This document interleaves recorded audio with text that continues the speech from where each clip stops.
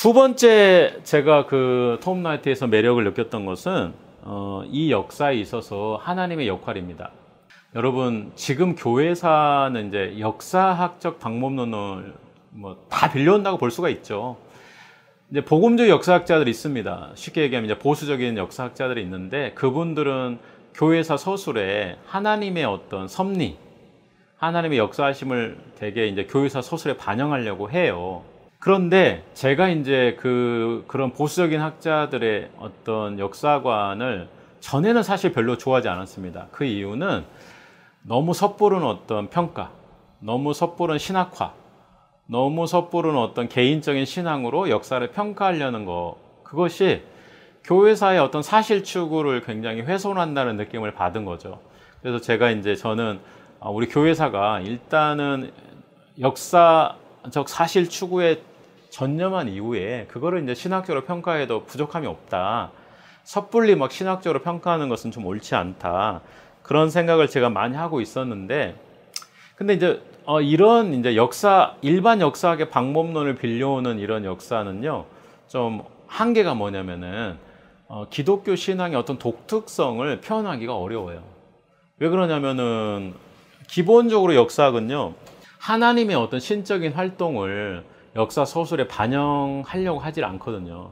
이건 과학하고 좀 비슷해요. 과학자들이 과학을 설명할 때 하나님의 이름을 가지고 과학적인 이름을 설명하지 않으려고 하는 것과 똑같습니다.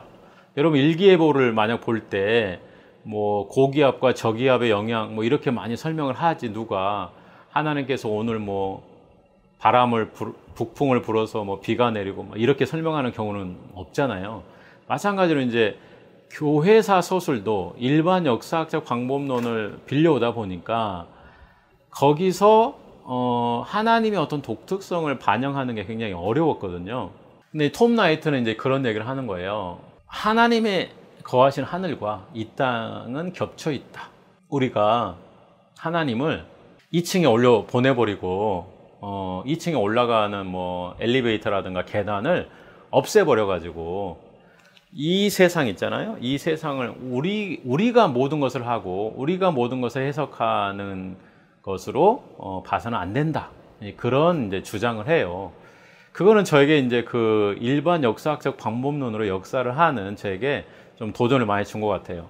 그러니까 무슨 얘기냐면은, 제가 비록 일반 역사학에서 역사학적인 어떤 방법론을 빌려오더라도 하나님의 역사를 이끌어 가시는 방향, 어떤 새 창조의 역사, 그런 거에 대해서 좀 톰 라이트가 많이 도전을 준 것 같고, 또 이 역사 안에서의 어떤 하나님의 역할에 대해서 우리 교회사학자들이 조금 더 열려 있어야 되는 것은 아닌가, 그런 도전을 준 것 같습니다.